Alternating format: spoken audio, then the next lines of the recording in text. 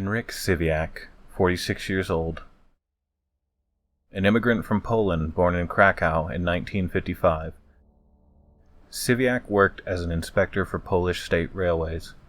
He was married with 2 children, a perfectly unassuming man. In 2000 he was laid off and, finding a silver lining in the situation, took it as an opportunity to visit his sister Lucina, who had been living in Queens. He was not allowed to work in the U.S. He did not have a work visa, but still found steady work. The money he made was sent back to his family in Poland. He hoped that the money he was sending back would help him build a new home for his family when he returned. Siwiak had trouble learning English. He attended classes and watched American TV with his sister, but he struggled.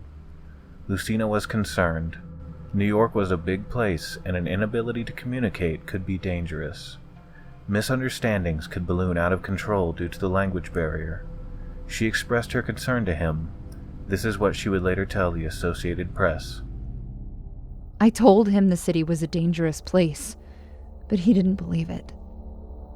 Perhaps because he liked living there so much. September 11th, 2001. A cool morning like any other. This tranquil scene was about to be shattered by the most violent act of terrorism in American history. Siwiak witnessed a plane fly into one of the towers. He later got news that the construction site he was working at had been shut down. He could not wait for it to open back up. He needed something, and he needed it fast. He checked Nowy Dziennik, a Polish newspaper, and saw that Pathmark, a supermarket in Brooklyn, was hiring overnight janitorial staff. He went to an employment agency that served the Polish community for help with the application. She was distraught because her husband worked at the World Trade Center and had not contacted her. She would later find out he had died in the attacks. Siwiak could start the new job that night. He called his wife to let her know he was okay. Her warning to him contained a grim hint of what was to come. Don't leave tonight, because it can be dangerous in New York. Siwiak was undeterred. He had never been in the neighborhood where the Pathmark was, but he got directions from his landlady. He was supposed to take the A train to the Utica Avenue station. According to the landlady, that would put him on the same street as Pathmark. She unfortunately did not ask him the address. If she had, she would have known that Pathmark was actually 3 miles south of where he would disembark the subway. New York was on edge. It had just suffered the worst terror attack in U.S. history. Tensions were the highest they've ever been. Siwiak's landlady told him to stay home. She explained that the neighborhood he was going to was dangerous. Siwiak disregarded her and got dressed. Camouflage pants, jacket, and black boots.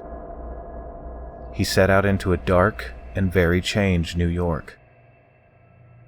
Siwiak got off the subway at Fulton Street and began walking. Passerbys recall seeing him. He continued walking and ended up going north instead of south.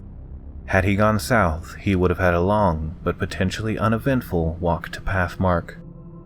He walked into a part of the Bedford-Stuyvesant neighborhood that police had called one of the city's most dangerous. Any other night, police would have been on patrol. There would have been eyes looking out for Henryk Siwiak. This night, in the wake of the September 11th attacks, the streets were devoid of police presence. At approximately 11:40 p.m., people on the street heard a loud argument, punctuated with gunshots. A woman recalled hearing her doorbell a short time after, but was too afraid to answer the door. 911 was called. When they arrived, they found Henryk Siwiak lying face down on the sidewalk. He had been shot in the lung. A bloody trail led from where he was shot to the front door of the house to the sidewalk where he met his end. Police response was almost non-existent. Normally, detectives and beat cops would be swarming the area, taking witness statements and processing the scene. Siwiak was not afforded this small luxury. New York did not have time or the resources for one more life on a date that had taken so many. The investigation's start was rocky, but it continues to this day. The lead detective on the case has long since retired. The prevailing theory is that Siwiak's inability to speak English may have led to his death. If he was approached and mugged, would he understand what the mugger was telling him? Did he think that he was just being approached by a person in need of help? We'll never know. Siwiak's wife and sister have begun to lose hope that they'll see a resolution in the case. I think the police have many cases, and maybe they'll never call me. I'm afraid this is forever. Other people believe that Siwiak was killed due to how he looked. Wearing camouflage with dark hair, did a New Yorker shocked from the events of the day kill someone just because they looked and sounded different? We may never know what transpired on that lonely street. New York has been in mourning for those it lost ever since that day. Henrik Siviak is a footnote. The only recorded homicide in New York on September 11th, 2001. I'll leave you with a quote from Michael Wilson of the New York Times. To be the last man killed on September 11th is to be hopelessly anonymous. Quietly mourned while year after year the rest of the city looks towards Lower Manhattan. No one reads his name into a microphone at a ceremony. No memorial marks the sidewalk where he fell with a bullet in his lung. What do you think? Was this a case of mistaken identity? Was it a hate crime? Was it perhaps a botched robbery? Let me know in the comments. I'm also on Instagram and Twitter at The Unsolved, as well as on Facebook. Thanks for watching.